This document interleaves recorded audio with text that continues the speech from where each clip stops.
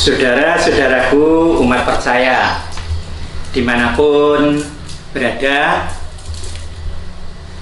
damai sejahtera, sukacita hati, kegembiraan, kesehatan, kejayaan kiranya hadir di dalam kehidupan saudara-saudara dimanapun saudara berada.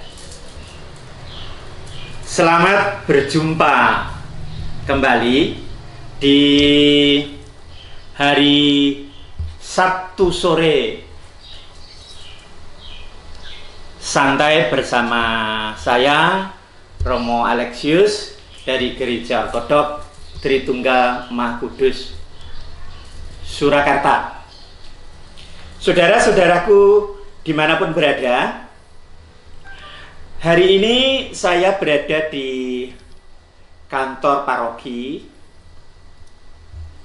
dan ada dua benda yang ingin saya tunjukkan kepada saudara-saudara sebagai ilustrasi pelajaran rohani sore hari ini dengan santai saja.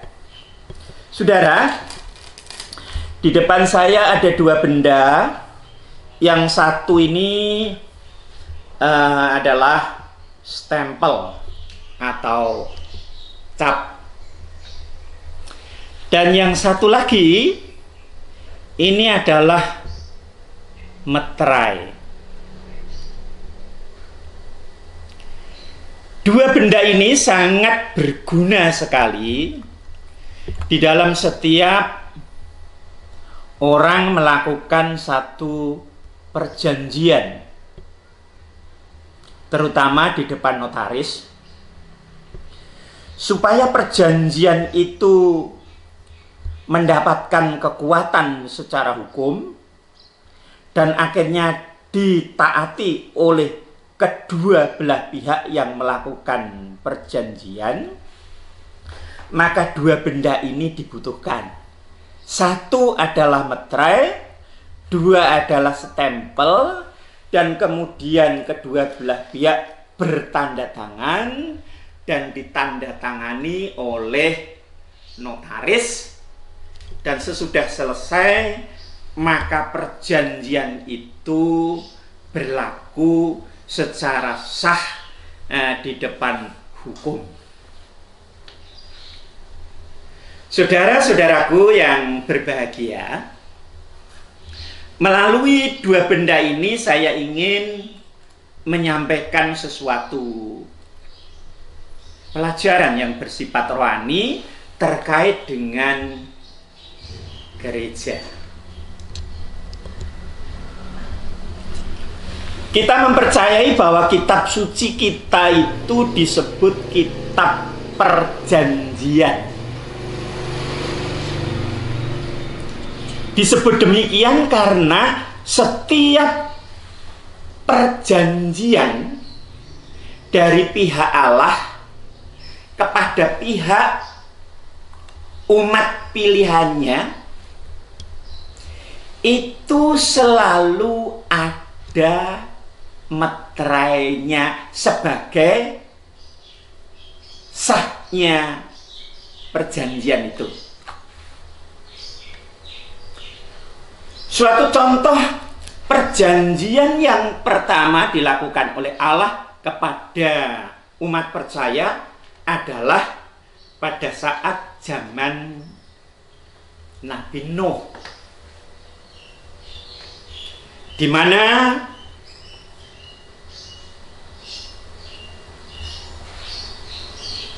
orang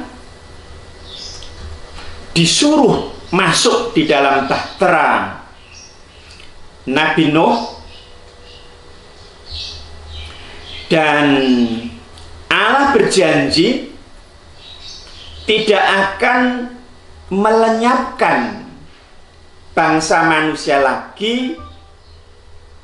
Maka meterai perjanjiannya dengan Nabi Nuh mewakili umat percaya saat itu adalah ditandai dengan satu meterai, yaitu adanya biang lala. Jadi biang lala adalah suatu meterai, tanda perjanjian. Dengan melihat biang lala itu, Allah akan mengingat umatnya dan tidak akan menghancurkan umatnya. Saudara-saudaraku, kemudian zaman berlanjut. Pada saat zamannya Nabi Ibrahim atau Abraham, Allah juga mengadakan suatu perjanjian dengan Abraham bahwa bapak Abraham akan menjadi bapa dari seluruh bangsa manusia. Anak keturunannya akan banyak, tidak bisa dihitung, seperti pasir di laut dan bintang di langit yang jumlahnya begitu banyak tidak bisa dihitung. Karena Allah mengadakan perjanjian dengan umat pilihannya, di mana Abraham waktu itu, karena janjinya itu terkait dengan keturunan, maka meterai janjinya itu yang terkait datangnya keturunan, yaitu sunat. Jadi sunat itu adalah meterai cap dari sahnya satu perjanjian supaya ditaati. Siapa saja anak laki-laki bangsa Israel yang tidak disunat, itu tidak masuk di dalam bangsa perjanjian, harus dilenyapkan dari muka bumi dan tidak mendapat bagian di dalam bangsa Israel sebagai bangsa perjanjian. Nah, meterainya itu adalah sunat. Saudaraku, karena Allah telah berjanji bahwa melalui bangsa Israel, Allah berjanji ingin menyelamatkan bangsa manusia. Dan saat itu bangsa Israel menjadi budak di Mesir, tidak pernah berhenti bekerja. Setiap waktu, setiap hari harus menjadi budak tanpa henti untuk bekerja. Bangsa Israel mengeluh. Bangsa Israel berteriak meminta tolong kepada Allah untuk melepaskan derita yang dialaminya. Karena Allah telah berjanji bahwa melalui keturunan bangsa Israel, juru selamat itu akan datang. Jika bangsa Israel tidak ditolong, bangsa Israel bisa punah, juru selamat tidak akan datang, berarti Allah akan mengingkari janjinya. Tetapi janji Allah tetap harus tergenapi. Karena itulah pada saat bangsa Israel menjadi budak selama hampir 400 tahun di Mesir ini, Allah melepaskan bangsa Israel itu dari perbudakan yang tidak pernah berhenti bekerja, dilepaskan. Diberi waktu 1 hari untuk mengingat daripada pelepasan bangsa itu, untuk mengingat daripada penyelamatan Allah kepada bangsa Israel itu. Meterainya adalah hari Sabat. Jadi hari Sabat itu meterai janji, sahnya suatu perjanjian antara Allah dan bangsa Israel, yaitu dengan hari Sabat. Siapa yang tidak menghormati hari Sabat, siapa yang tidak menjalankan aturan pada hari Sabat, akan diancam hukuman mati. Tidak bisa masuk di dalam bangsa perjanjian maka bangsa yang tidak menjalankan tuntutan hari Sabat tidak termasuk di dalam bangsa perjanjian. Saudara-saudaraku dimanapun berada, namun umat Kristiani itu diselamatkan oleh Allah,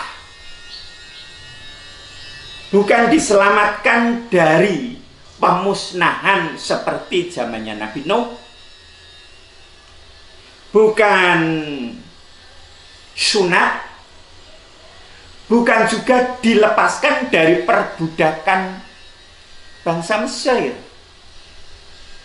Namun orang Kristen itu diselamatkan dari perbudakan dosa, perbudakan dari kuasa iblis, perbudakan dari kuasa kematian melalui kebangkitan Kristus pada hari Minggu.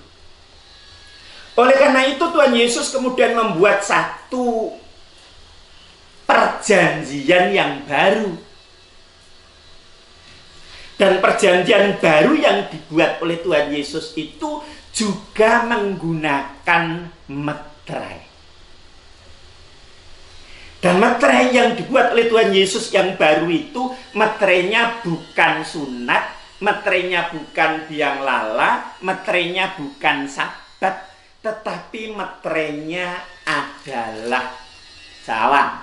Karena itu saya ingin mengutip salah satu surat Rasul Paulus kepada jemaat di Korintus yang tertulis di dalam 1 Korintus pasal 11 ayat 25 dikatakan demikian, saudara-saudara.